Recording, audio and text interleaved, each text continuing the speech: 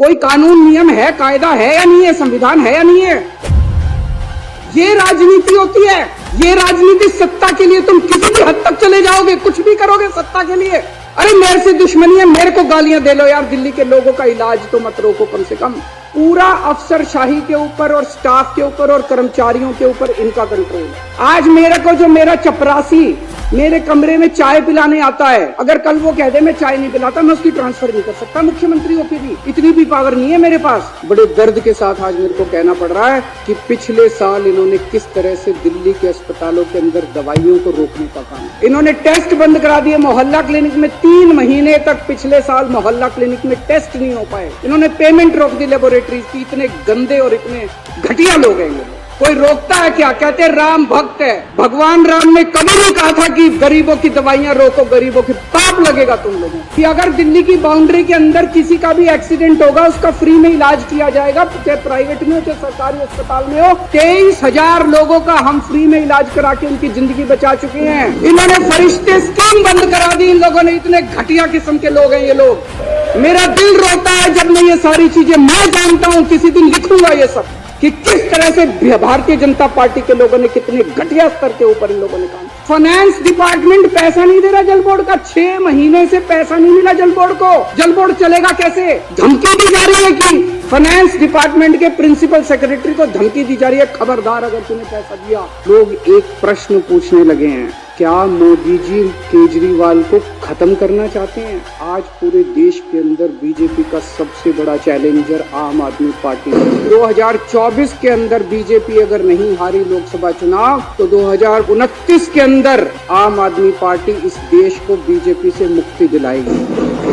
सब कुछ किया इन्होंने हमें रोकने के लिए, कोई कसर नहीं छोड़े इन्होंने हमें रोकने। तकलीफ इनको किस बात की है कि जो काम हम लोग कर रहे हैं इनके पास उसका काट नहीं है। मैं आज बीजेपी को चैलेंज करता हूं, 30 साल से गुजरात के अंदर तुम्हारी सरकार है, 15 साल से मध्य प्रदेश के अंदर तुम्हारी सरकार है।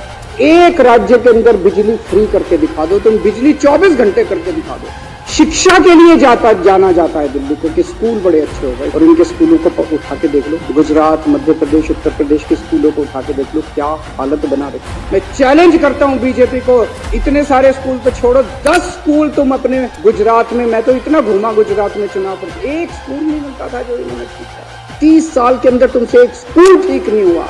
ये काम तुम नहीं कर सकते, इसलिए इनको तकलीफ। सुप्रीम कोर्ट ने ऑर्डर पास किया, भाई ऐसे सरकार नहीं चल सकती, इनके ऊपर कंट्रोल मुख्यमंत्री का होगा। इन्होंने कानून ला के पास कर दिया कि नहीं, कि मुख्यमंत्री का नहीं होगा, एलजी का कंट्रोल होगा, केंद्र सरकार का कंट्रोल होगा। अब ये क्या कर रहे हैं? एक आईएएस अफसर को बुला के धमकी दी जा रही है। धमकी क्या दी जा रही है कि अगर तुमने इस सरकार का एक भी काम किया, किसी भी मंत्री का एक भी काम किया, तुमको जेल भेज देंगे। रो रहे हैं दिल्ली सरकार के कर्मचारी। एक मेरे पास अफसर आया, टप टप आंसू बह रहे थे, 56 साल की उम्र है उसकी, और टप टप आंसू बह रहे थे उस आईएएस अफसर के। वो बेचारा, वो कहता है जी मैंने कभी ऐसी नौकरी नहीं देखी, इस तरह का माहौल मैंने कभी नहीं देखा कि खुलेआम हमें धमकाया जा रहा है। अब ये ऑपरेशन लोटस करने आए हैं। कितने ऑपरेशन लोटस कर लिए, अब तो थके भी नहीं हो तुम, हमारी दाद तो देनी पड़ेगी तुम लोगों को। हमें क्यों नहीं तोड़ पा रहे ये लोग, हमें क्यों नहीं खरीद पा रहे? क्योंकि हमने कोई गलत काम नहीं किया। आप सब लोगों को, इतने सारे लोगों को इन्होंने अप्रोच किया। मैं सलाम करता हूँ आप लोगों को कि क्या गजब के लोग हो आप लोग। टूटे नहीं, आप टूटे नहीं, आप ही मेरी ताकत हो। दिल्ली के 2 करोड़ लोग और दिल्ली के जो आप 61 विधायक हो, आप सब लोग मेरी ताकत हो, जिसकी वजह से आज मैं इन लोगों का मुकाबला कर पा रहा हूँ। अगर आप में से कई लोग टूट जाते, मेरी भी सरकार गिर जाती। जितने पूरे देश में आज तक एमएलए खरीदे हैं तुम लोगों ने, कितना पैसा खर्च किया और वो पैसा कहाँ से आया, यही बता दो तुम। अभी तक तुमने इतनी रेड मारी। एक भी नेता के खिलाफ इसके ऊपर मुकदमा चलना चाहिए। बीजेपी वालों के ऊपर ऐसे ही रेड मारने घुस जाते हो किसी के घर में। मनीष सिसोदिया क्या इतनी रेड मारी? आप लोगों में से कितने एमएलए क्या रेड मारी? सत्येंद्र जैन क्या रेड मारी? संजय सिंह क्या रेड मारी? कहीं कुछ एक नया चवन्नी मिली, एक पैसा नहीं मिला। अरे हमारी संपत्ति लोगों के दिलों के अंदर है, बैंक अकाउंट के अंदर, और हमारा बैंक अकाउंट लोगों की आंखों के अंदर। यहाँ नहीं है हमारी संपत्ति जहाँ ढूंढ रहे हो तुम। मेरी ये विधानसभा भंग भी कर दें, अगर ये जितने मर्जी षड्यंत्र करते रहें, सत्ता में होते हुए या सत्ता में बाहर रहते, मेरी जिंदगी आप लोगों के लिए है। 7 जन्म में भी मैं आपका एहसान नहीं चुका सकता जो एहसान दिल्ली वाले को। हम लोग व्यवस्था बदल रहे हैं, बहुत बड़ा काम कर रहे हैं, और अब मैं आपको बताता हूं जो एक दर्दनाक कहानी है कि इन लोगों ने किस तरह से ये सारे काम रोके। जब इन्होंने देखा कि जो काम केजरीवाल कर रहा है ये काम तो हमसे होते नहीं, ना हमसे स्कूल बनते, ना हमसे अस्पताल बनते, ना हमसे बिजली का काम होता, ना हमसे पानी का काम होता, ना हमसे सिंचाई का काम होता, ना हमसे दलाल खत्म हमसे, और ना हमारी इच्छा भी को पैसे कमाने इन्होंने। तो जब इन्होंने देखा ये काम नहीं तो इन्होंने काम रोकने का काम किया। बड़े दर्द के साथ आज मेरे को कहना पड़ रहा है कि पिछले साल इन्होंने किस तरह से दिल्ली के अस्पतालों के अंदर दवाइयों को रोकने का काम किया। अस्पतालों के अंदर गरीब आदमी अपना इलाज कराने के लिए आता है, अस्पतालों के अंदर बेबस आदमी जिसके पास पैसा नहीं होता, जो अमीरों के अस्पताल में 5 स्टार अस्पताल में इलाज नहीं करा सकता, वो कराने के लिए आता है। हमने अस्पताल बदले थे, अस्पताल शानदार बना दिए, सारी दवाइयों का सबका इंतजाम किया। इन्होंने अफसरों के ऊपर उनकी हाथ मरोड़ के उन दवाइयां बंद करा दी। इन्होंने टेस्ट बंद करा दिए। मोहल्ला क्लिनिक में 3 महीने तक पिछले साल मोहल्ला क्लिनिक में टेस्ट नहीं हो पाए। इन्होंने पेमेंट रोक दी लेबोरेटरीज की। इतने गंदे और इतने घटिया लोग हैं ये लोग। कोई रोकता है क्या? कहते हैं राम भक्त है।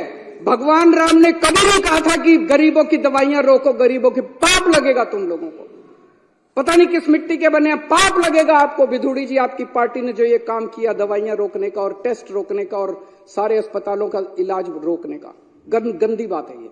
बता के जाना, आप भी रुक जाओ, बता के जाना अपनी पार्टी वालों को क्यों किया उन लोगों ने।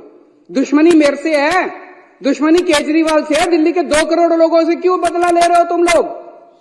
एक वो एमटीएस थे, data entry operator, OPD counter पे जब आप सरकार, बैठ जाओ, मैं सारे जवाब दूं, बैठ जाओ, 2 मिनट बैठ जाओ, मैंने डिस्टर्ब नहीं किया था। दिल्ली के अंदर जब आप अस्पताल में जाते हो, दवाई की खिड़की पे जाते हो, खिड़की ऊपर एक आदमी बैठा मिलता है रजिस्ट्रेशन करने के लिए, ओपीडी के लिए, ओपीडी का कार्ड काटने के लिए। वो कॉन्ट्रैक्चुअल था, वो डेटा एंट्री ऑपरेटर था। एक दिन एक ऑर्डर पास करके इन्होंने दिल्ली के सारे सरकारी अस्पतालों के डेटा एंट्री ऑपरेटर हटा दिए। अब अस्पताल के अंदर रजिस्ट्रेशन करने वाला कोई नहीं बचा। अरे करना क्या चाहते हो? दिल्ली के लोगों को मारना चाहते हो क्या? एक दिन फरिश्ते स्कीम कि अगर दिल्ली की बाउंड्री के अंदर किसी का भी एक्सीडेंट होगा उसका फ्री में इलाज किया जाएगा, चाहे प्राइवेट में हो चाहे सरकारी अस्पताल में हो। 23,000 लोगों का हम फ्री में इलाज करा के उनकी जिंदगी बचा चुके हैं। इन्होंने फरिश्ते स्कीम बंद करा दी इन लोगों ने। इतने घटिया किस्म के लोग हैं ये लोग।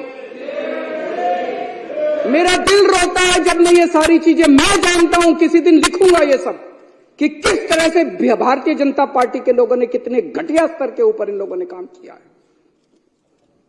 ये राजनीति होती है, ये राजनीति सत्ता के लिए तुम किसी भी हद तक चले जाओगे, कुछ भी करोगे सत्ता के लिए। अरे मेरे से दुश्मनी है, मेरे को गालियां दे लो यार, दिल्ली के लोगों का इलाज तो मत रोको कम से कम। आप लोगों को लगेगा केजरीवाल झूठ बोल रहा है। भाई सरकार तो हमारी है, फिर ये कैसे रोक सकते हैं? ऐसा मन में आएगा ना कि भाई सरकार तो हमारी है, सरकार तो केजरीवाल की है, फिर ये कैसे रोक सकते हैं? मैं बताता हूं कैसे रोक सकते हैं। सर्विसेज इनके पास है।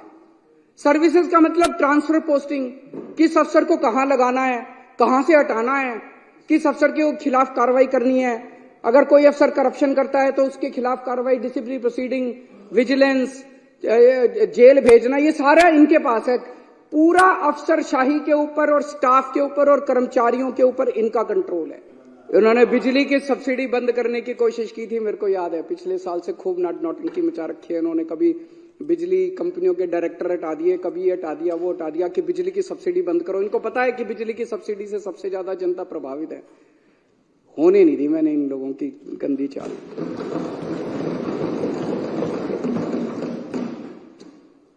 हम बहुत छोटे लोग हैं और हम यहाँ पे देखो तो पता नहीं मुश्किल से 2-4 ही होंगे जो कि पॉलिटिकल बैकग्राउंड से हैं। बाकी तो सारी एक तरह से गलियों में घुमा करते थे हम सारे। हमारी क्या औकात थी? हैं? हाँ, क्या औकात थी हम लोगों की? लेकिन कुछ तो ऊपर वाला चाह रहा है, कुछ तो हमसे करवाना चाह रहा है। मतलब एक सुंदर नगरी की झुग्गियों के अंदर मैं यूं ही घुमा करता था, कोई नहीं पूछता था। परिवर्तन नाम की एनजीओ चलाया करता था, आप लोग भी अपनी अपनी जिंदगी चला रहे थे। अचानक वहां से उठा के लोगों का पता नहीं क्या प्यार था, क्या किस्मत थी, ऊपर वाला हमसे क्या कराना चाह रहा है, यहां पहुंचा दिया हम लोगों को। और अब इतने बड़े बड़े षड्यंत्र हमारे खिलाफ चल रहे हैं, इतने बड़े बड़े षड्यंत्र, और हम भी डटे हुए हैं, कुछ कर नहीं पा रहे ये लोग। क्यों? करोड़ों लोगों की दुआएं हमारे साथ। 18 लाख बच्चे सरकारी स्कूलों में पढ़ते हैं। उन बच्चों के माँ बाप से पूछ के देखो, इतनी दुआएं देते हैं हम लोगों को, उनके बच्चों का भविष्य बना दिया हम लोगों ने। उसमें बीजेपी वालों के भी हैं, कांग्रेस। हमने कभी राजनीति नहीं की, हमने ये नहीं कहा कि आम आदमी पार्टी वालों के बच्चों को एडमिशन देंगे, बीजेपी वाले। सारे आओ, सारे हमारे बच्चे हैं, चाहे बीजेपी वालों के चाहे कांग्रेस, बच्चे पढ़ जाएं। उन बच्चों के माँ बाप का आशीर्वाद हमारे साथ है। लाखों करोड़ों लोगों का मुफ्त में इलाज हुआ अस्पतालों के अंदर, मोहल्ला क्लिनिक के अंदर, उनकी दुआएं हमारे साथ है। और जिन जिन को तकलीफ हुई दवाइयां और ये रोकने की, उनकी बद्दुआएं इन लोगों के साथ है, उनकी बद्दुआएं इन लोगों के साथ है। बद्दुआएं छोड़ेंगी नहीं आप लोगों का, पीछा देख लेना। फरिश्ते के अंदर जो इतने सारे लोगों का इलाज कराया, उनकी दुआएं हमारे साथ है, उनका आशीर्वाद हमारे साथ है। इस आशीर्वाद को कैसे रोक पाओगे तुम लोग? केजरीवाल को तो गिरफ्तार करोगे, लोगों की दुआओं को कैसे गिरफ्तार करोगे?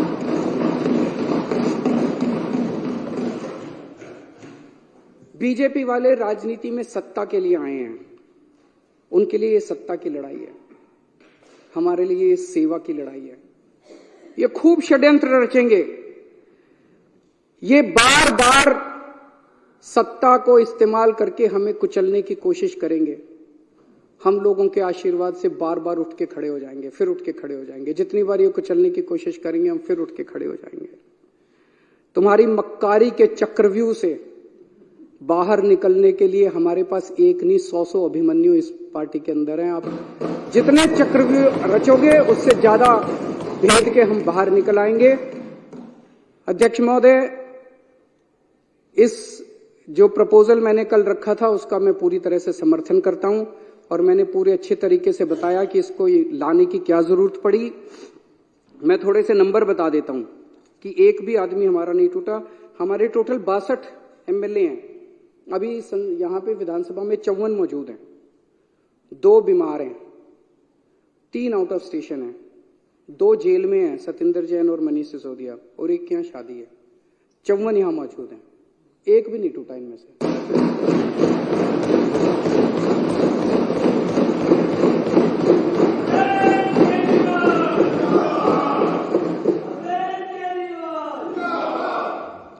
अभी तक तुमने इतनी रेड मारी, एक भी नेता के खिलाफ इसके ऊपर मुकदमा चलना चाहिए। बीजेपी वालों के ऊपर ऐसे ही रेड मारने घुस जाते हो किसी के घर भी। कोई कानून नियम है, कायदा है या नहीं है, संविधान है या नहीं है? मनीष सिसोदिया के यहां इतनी रेड मारी, आप लोगों में से कितने एमएलए के यहां रेड मारी, सतेंद्र जैन के यहां रेड मारी, संजय सिंह के यहां रेड मारी, कहीं कुछ एक नया चवन्नी मिली? एक पैसा नहीं मिला। अरे हमारी संपत्ति लोगों के दिलों के अंदर है, बैंक अकाउंट के अंदर नहीं, और हमारा बैंक अकाउंट लोगों की आंखों के अंदर है। यहां नहीं है हमारी संपत्ति जहां ढूंढ रहे हो तुम लोग। अब ये ऑपरेशन लोटस करने आए हैं, कितने ऑपरेशन लोटस कर लिए, अब तो थकते भी नहीं हो तुम। हमारी दाद तो देनी पड़ेगी तुम लोगों को। हमें क्यों नहीं तोड़ पा रहे ये लोग, हमें क्यों नहीं खरीद पा रहे? क्योंकि हमने कोई गलत काम नहीं किया। दूसरे स्टेट्स के अंदर दूसरे नेताओं, जो आपने इतने सारे नाम लिए, फलाना ये फलाना वो, उन लोगों ने गलत काम किए थे। वो गलत काम किए थे, इसलिए उनको बीजेपी का संरक्षण चाहिए था, इसीलिए वो अपनी पार्टी छोड़ के इनके साथ चले गए। तो एक फॉर्मूला जान लो, अगर कोई व्यक्ति बीजेपी के दबाव में आके बीजेपी में चला जाए, वो चोर है। और अगर कोई व्यक्ति बीजेपी के दबाव के बावजूद बीजेपी में ना जाए, तो ईडी और सीबीआई वाले चाहे उसको जितने मर्जी जेल में डाले, वो कट्टर ईमानदार है। मनीष सिसोदिया पे इन्होंने कितना दबाव डाला, खुलेआम है। मनीष सिसोदिया को बोले केजरीवाल की पार्टी छोड़ दे, केजरीवाल की सरकार गिरा के तेरे को मुख्यमंत्री बना देंगे। पर मनीष सिसोदिया हेमंत बिश्व शर्मा तो नहीं है, उसने कोई चोरी तो नहीं कर रखी। वो बोला मेरे को मुख्यमंत्री भी नहीं बनना और मैंने कोई गलत काम नहीं किया। तुम 1 2 साल 3 साल रख लोगे, अल्टीमेटली तो मैंने बाहर आना ही आना है। मैंने कोई गलत काम नहीं किया, मैं क्यों टूटूंगा? आप सब लोगों को, इतने सारे लोगों को इन्होंने अप्रोच किया। मैं सलाम करता हूं आप लोगों को कि क्या गजब के लोग हो आप लोग। टूटे नहीं, आप टूटे नहीं, आप ही मेरी ताकत हो। दिल्ली के 2 करोड़ लोग और दिल्ली के जो आप 61 विधायक हो, आप सब लोग मेरी ताकत हो, जिसकी वजह से आज मैं इन लोगों का मुकाबला कर पा रहा हूं। अगर आप में से कई लोग टूट जाते, मेरी भी सरकार गिर जाती, पर आप लोग नहीं टूटे, आप लोग मेरी ताकत हो। अभी तक तुमने इतनी रेड मारी, एक भी नेता के खिलाफ इसके ऊपर मुकदमा चलना चाहिए। बीजेपी वालों के ऊपर ऐसे ही रेड मारने घुस जाते हो किसी के घर में। कोई कानून नियम है, कायदा है या नहीं है, संविधान है या नहीं है? मनीष सिसोदिया के यहां इतनी रेड मारी, आप लोगों में से कितने एमएलए के यहां रेड मारी, सत्येंद्र जैन के यहां रेड मारी, संजय सिंह के यहां रेड मारी, कहीं कुछ एक नया चवन्नी मिली? एक पैसा नहीं मिला। अरे हमारी संपत्ति लोगों के दिलों के अंदर है, बैंक अकाउंट के अंदर नहीं, और हमारा बैंक अकाउंट लोगों की आंखों के अंदर। यहां नहीं हमारी संपत्ति जहां ढूंढ रहे हो तुम लोग। लग रहा है कि केजरीवाल को गिरफ्तार कर लेंगे और पार्टी खत्म हो जाएगी। केजरीवाल को तो गिरफ्तार कर लोगे, केजरीवाल की सोच को कैसे गिरफ्तार करोगे?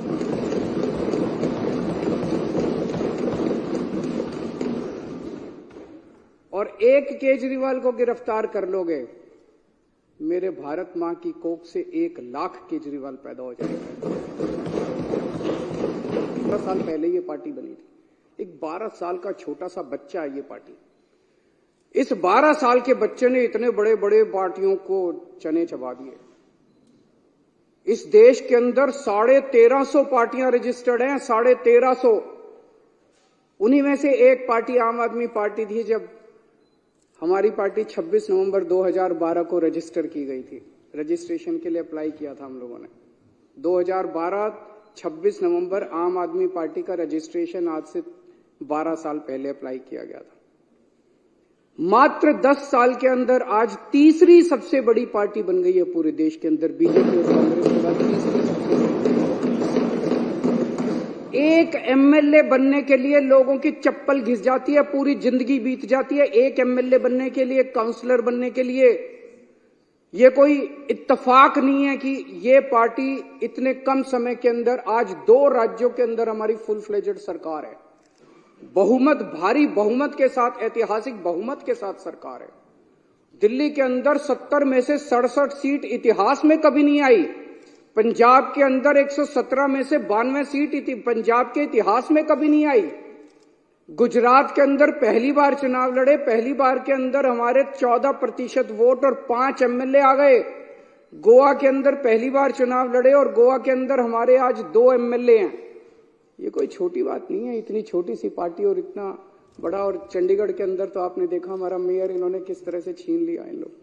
तो ये कोई छोटी बात नहीं है। और मात्र 12 साल के बाद आज नेशनल पार्टी बन गई। तो आज इनको खतरा और डर भविष्य का केवल और केवल आम आदमी पार्टी से है।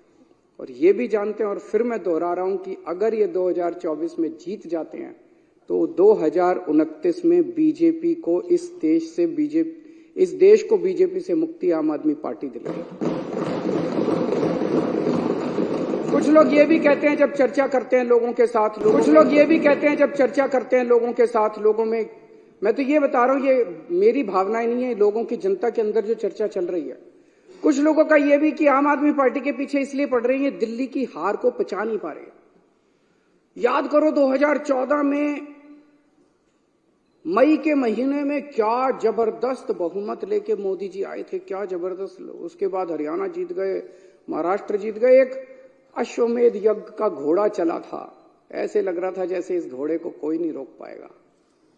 और फिर जब 2015 में ये घोड़ा दिल्ली पहुंचा तो दिल्ली के 2 करोड़ लोगों ने इसको रोक लिया।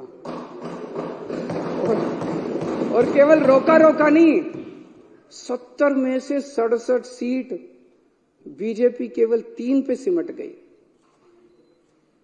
तो लोगों को क्या कहना है कि तब से इन लोगों ने ठान लिया कि इस पार्टी को तो नहीं छोड़ना, इस पार्टी को तो कुचलना है किसी भी तरह से।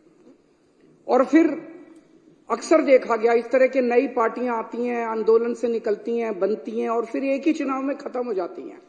इनको पूरी उम्मीद थी कि एक चुनाव के बाद हम इतना इनको तंग करेंगे। आने के बाद इन्होंने बहुत तंग किया, हमें काम नहीं करने दिया इन लोगों ने, लेकिन 5 साल के बाद इनको उम्मीद थी चलो 2015 तो जीत गए, 2020 में इनकी सरकार नहीं बनने दें।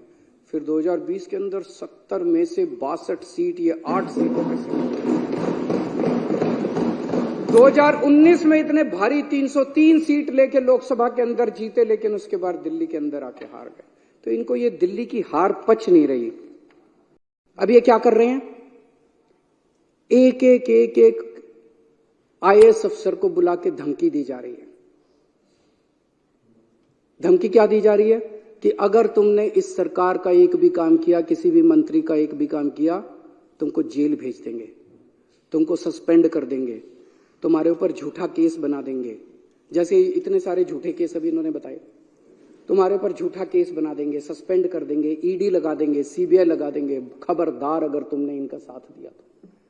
रो रहे हैं आईएएस अफसर, रो रहे हैं दिल्ली सरकार के कर्मचारी। एक मेरे पास अफसर आया, टप टप आंसू बह रहे थे, 56 साल की उम्र है उसकी, और टप टप आंसू बह रहे थे उस आईएएस अफसर के। वो बेचारा वो कहता है जी मैंने कभी ऐसी नौकरी नहीं देखी, इस तरह का माहौल मैंने कभी नहीं देखा कि खुलेआम हमें धमकाया जा रहा है।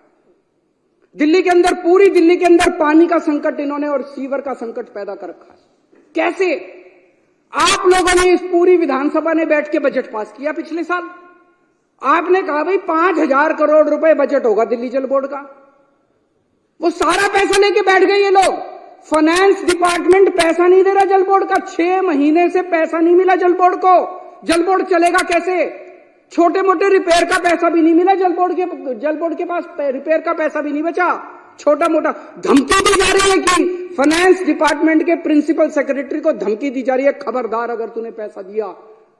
दिल्ली को ये बर्बाद करना चाहते हैं। चारों तरफ सीवर बहने लग गया, पानी का संकट हो रहा है। अल्टीमेटली सौरभ भारद्वाज और अतीशी ने मिलकर हाईकोर्ट में केस करा। हाईकोर्ट ने ऑर्डर कर दिया पैसा तुरंत रिलीज करो। अगली हेयरिंग 29 फरवरी को है, अभी तक नहीं करा इन्होंने। ना ये सुप्रीम कोर्ट की मानते, ना ये हाई कोर्ट की मानते। मैं दिल्ली वालों को भी बोलना चाहता हूं, इन लोगों को आपके बेटे से तकलीफ है। आपने मेरे को बहुत कुछ दिया है दिल्ली वालों ने। सुंदर नगर की गलियों से उठा के एक आदमी को इतनी बड़ी जिम्मेदारी दिल्ली वालों ने दे दी। इन लोगों को आपके बेटे से तकलीफ है, ये आपके बेटे को क्रश करना चाहते हैं, ये आपके बेटे को खत्म करना चाहते हैं। लेकिन आप चिंता मत करना, मैं आपके साथ हूं, आपके लिए लड़ता रहूंगा मरते दम तक। मेरी ये विधानसभा भंग भी कर दें, अगर ये जितने मर्जी षड्यंत्र करते रहें, सत्ता में होते हुए या सत्ता में बाहर रह के मेरी जिंदगी आप लोगों के लिए है। 7 जन्म में भी मैं आपका एहसान नहीं चुका सकता जो एहसान दिल्ली वालों का मेरा है।